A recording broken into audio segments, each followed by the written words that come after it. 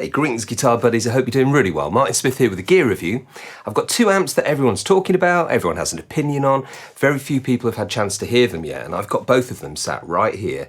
These are the new Marshall modified heads. We're going to put them through the paces, we're going to find out if these amps can get you to sound like the records.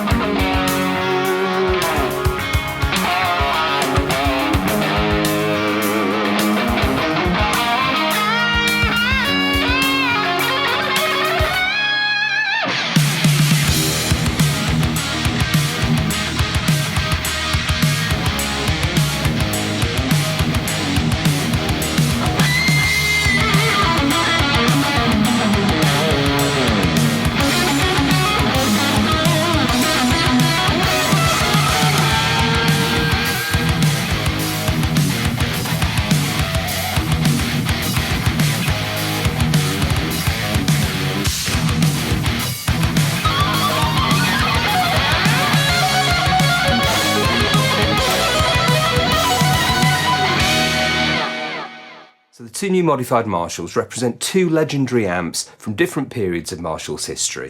The 1959 was the first big amp head that Jim Marshall built. It was in response to players like Jimmy Page, Pete Townsend. They wanted a louder amp to get over the barrage of early PAs and drums, and this was Jim's response. It has four EL34s producing 100 watts, actually in excess of 100 watts in reality.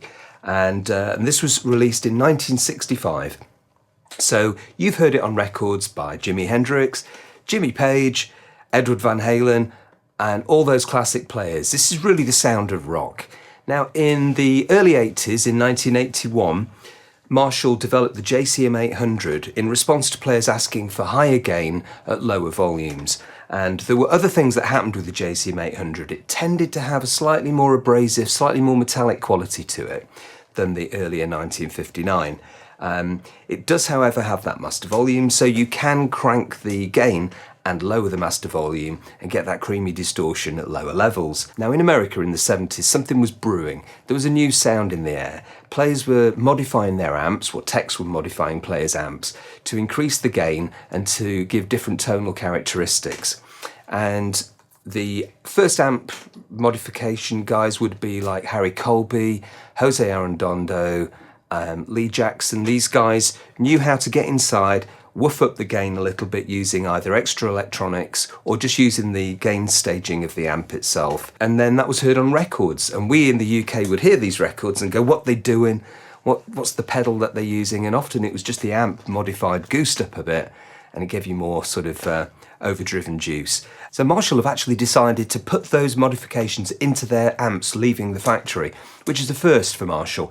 They did actually offer this for big name players. I think the Slash Appetite for Destruction amp had some modifications to it, but generally their flagship amps would just leave stock. That was their deal, that was the Marshall way.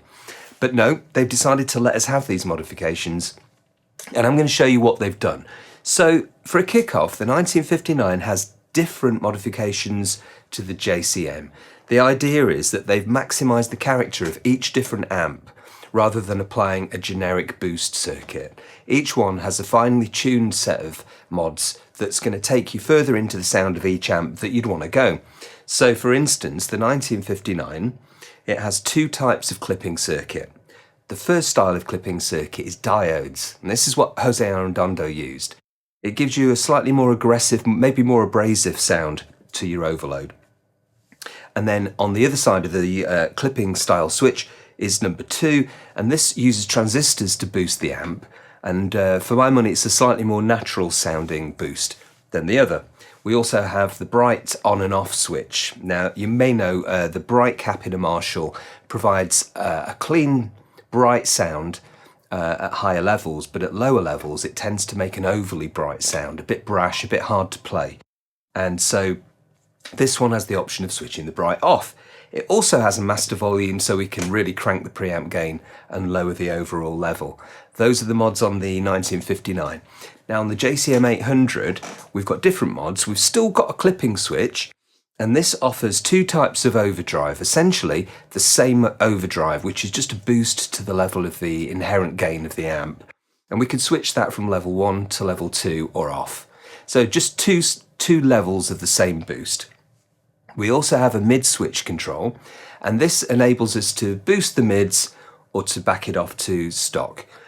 Finally, there's a tight switch, and the tight switch is going to roll off some of the bass end and allow the gain of the amp to be concentrating on the more fundamental guitar sound higher up in the frequency range and not get whomped down with all that low end energy. If you're using a 7-string guitar or high output pickups, you might find that tight switch is very useful to regain some grip on your notes. On the back, we also have an effects loop, and that is bypassable. So those are the two sets of modifications that we have. I'll be using both of these amps through the Reload 2 by 2 notes, and this box is going to allow me to crank the amp whilst not blasting my speaker, because I've got a really lovely old Pulsonic Cone Celestion Blackback here, which I love the sound of, and I do not want to break it. So all the sounds you'll be hearing are mic'd up through the speaker, but they're attenuated by the Reload 2. Alright, without further ado, let's have a listen to some sounds. Okay, let's begin with the JCM 800. Now, with all the mods off, this is essentially a stock JCM 800. Everything about the circuit is the same, and then they put the mods on at the very end. So with this amp, you can get like a clean sound, for instance, which is plugging into the low input, jacking the preamp right down. This is on 3, master's on 10. And you can get sort of a rock clean sound.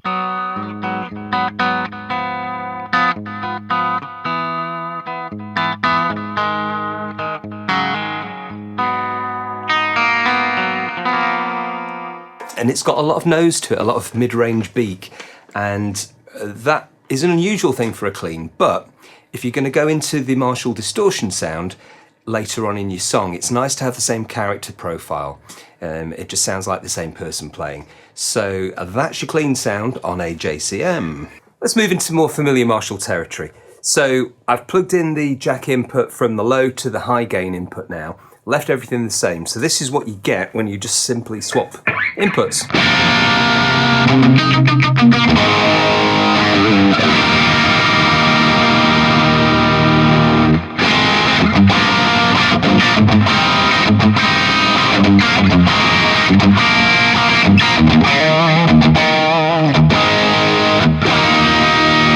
Really crunchy, really satisfying. It's got loads of sizzle, loads of sustain, and this is just on 3. So if we start to jack up the gain a little more,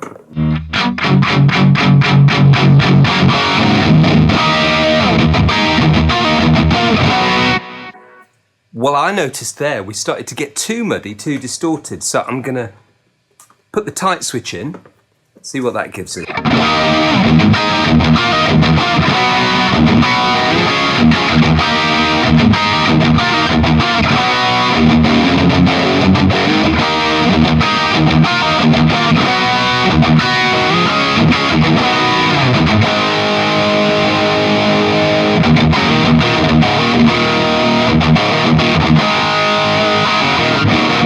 Let's move through the gain ranges then. I'm still no mods on yet, and we're just going to move through the preamp volume.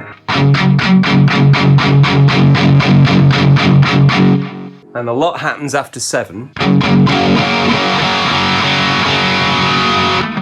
But I quite like the tight sound you get around 6. I find that quite...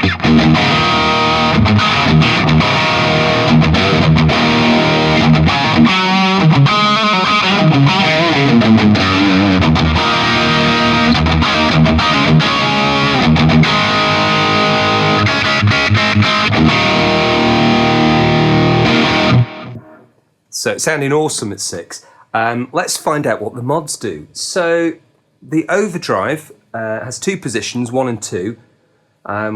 We're just going to A-B it, so we're going to go to position 1. That's without. That's with.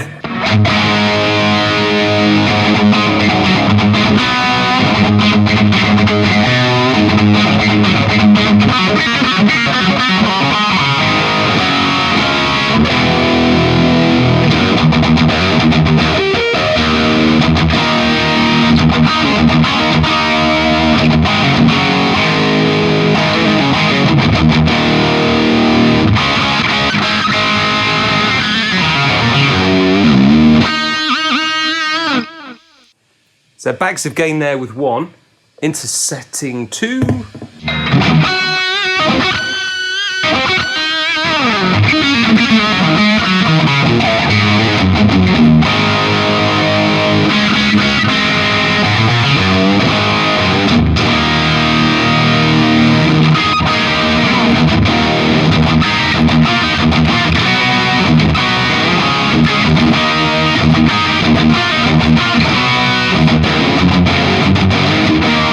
So currently I've got the tight switch on, the mid shift engaged, and I've got the overdrive on setting 1, and it gives me this.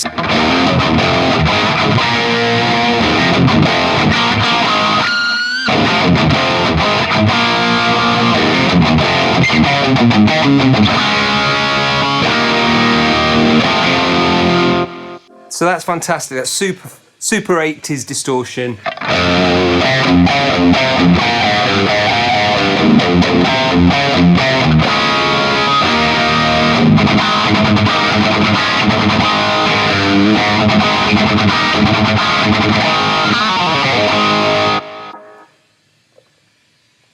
Without the mid shift. A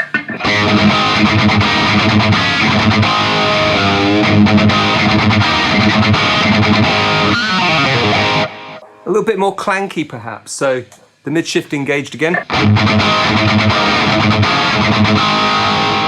Yeah, a bit more body.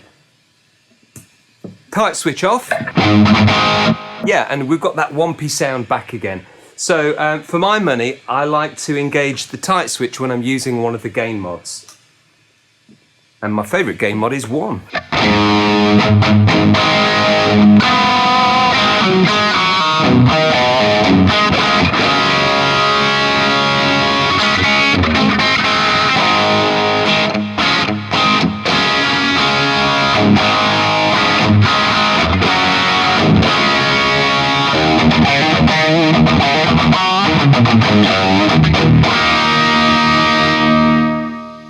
And you can still back it off to clean as well.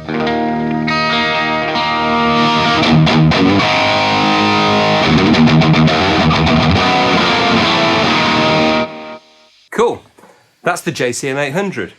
Okay, let's listen to the 1959. The hand-wide 1959 is a much more open dynamic sounding amplifier than the JCM 800. So it's capable of a wider dynamic range, and if you want to get into those top echelon gain levels, you either need to whack it with a hot pickup, a distortion and overdrive, or have the volumes on 10. Essentially, you just need to give it maximum conditions. Now with the mods, we're now going to get there quicker. But with the mods off at the moment, we're going to have a listen to the volume on midpoint on the channel and the masters on 9.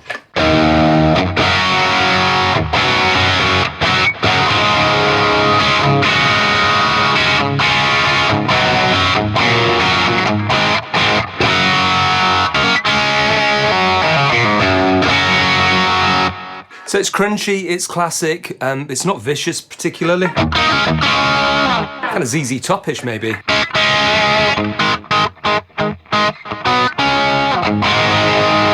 Alright, let's pump the volume of the channel until we get some growl. There we go. That's 7. This is on 8 now.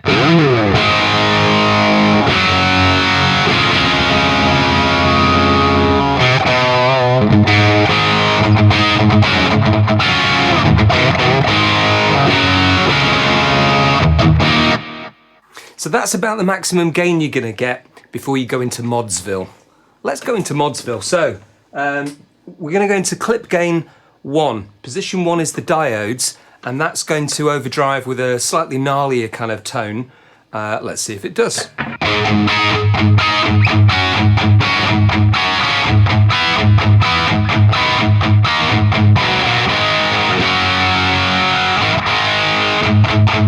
Yeah, it's got a bit of grit to it, hasn't it?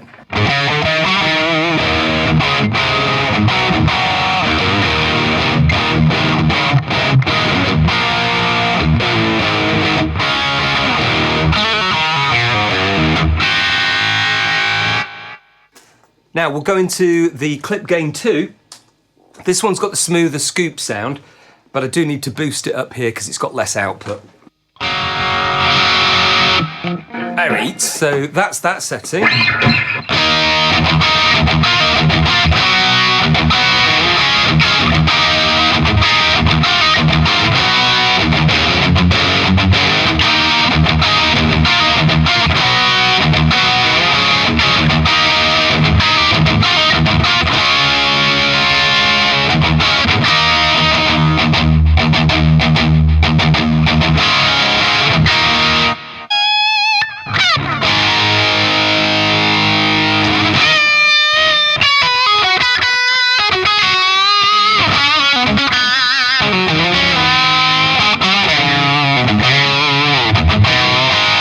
I must say, for soloing, it doesn't run away with itself. It's quite cohesive and enables you to move around your sort of plectrum to get a slooshy, scoopy sort of tone out.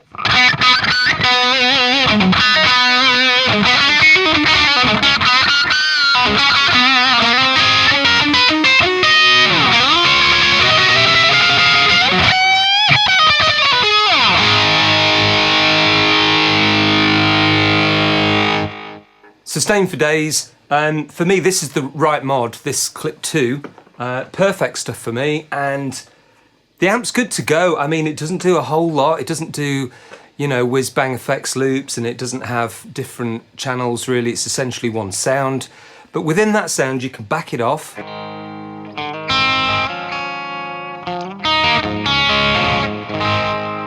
And a Marshall clean tone appears.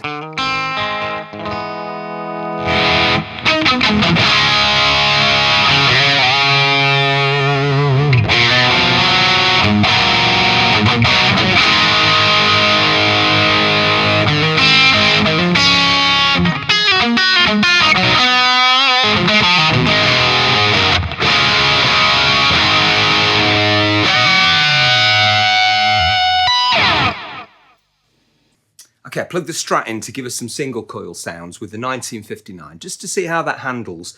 Currently, all the settings are on 8, apart from the master, which is on 9, and the channel volume's on about 7.5. It's just at the point before it gets squishy, so it should give us a more sort of harder edge sound.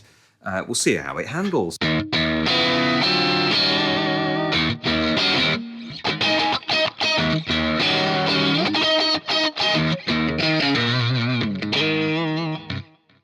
Let's see what high gain sounds we can get out of the Strat then. So I've turned up the volumes to channel volumes on nearly 10, masters on nearly 10, I don't know. Here we go.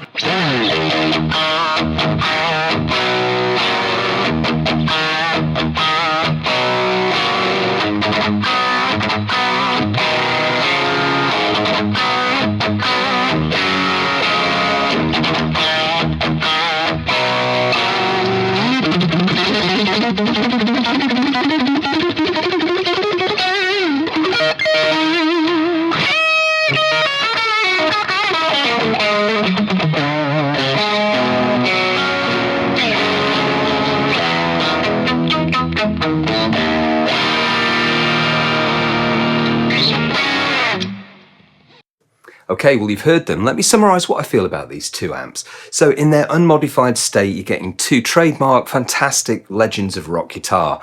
The JCM 800, built the same way as it always has been. It's a circuit board, but it's assembled in Milton Keynes in the same traditional manner and by the same traditional people that have made them for years. 59 is hand-wired, and I've seen the lady hand-wire these. She looks very meticulous. She wasn't even drinking or nothing. It's nothing like the 70s. So these things are built beautifully in their unmodified state, but with the modifications, I think these are the perfectly tuned mods for these two amps. Price-wise, you'll find that the mods raise the price in the UK at least by about 500 quid each. So this is the kind of money you might spend if you take your amp to an amp modification guy and have him revise it maybe once or twice, tuning it in perfectly. These are already tuned in. These are exactly what you need for each amp. The 2203 just pushes it into higher stages of gain and gives you a tight switch and a middle boost. Perfect functions and the effects loop, so really good additions. The 1959, that's a little bit more invasive, and because the master volume has been placed in the circuit, they decided to put it pre-tone stack. And what that gives you is a more active set of EQs and a really interesting distortion characteristic. The mods there, the bright cap switch is just what you need, and also your 2 clip settings, the diode one for that aggressive, gnarly sort of Sunset Strip sound, and then position 2 for your more open, slightly more Van Halen-y brown sound orientated overdrive, which I love. Those are fantastic mods. On the 1959, there might have been another way of doing this, involving power scaling and not having a master volume, that I think would have been interesting. That said, this gets you there. They're both excellent sounding amps, as I'm sure you heard on the demo clips there. I thoroughly recommend both of these two. Marshall have smashed it, and I have to say there's a new energy at Marshall at the moment. I've been down there a couple of times, spoke to the guys, and they seem really focused on giving players what they need. For years, Marshall just released the standard head and take it or leave it. But now they want to make sure they've tuned these things to be what people need to use in the field. So check these out when they get released. They're not released yet. Won't be long. And I hope you enjoyed that review. Please press the like somewhere down there and subscribe. And I shall see you on another video very soon. Over and out.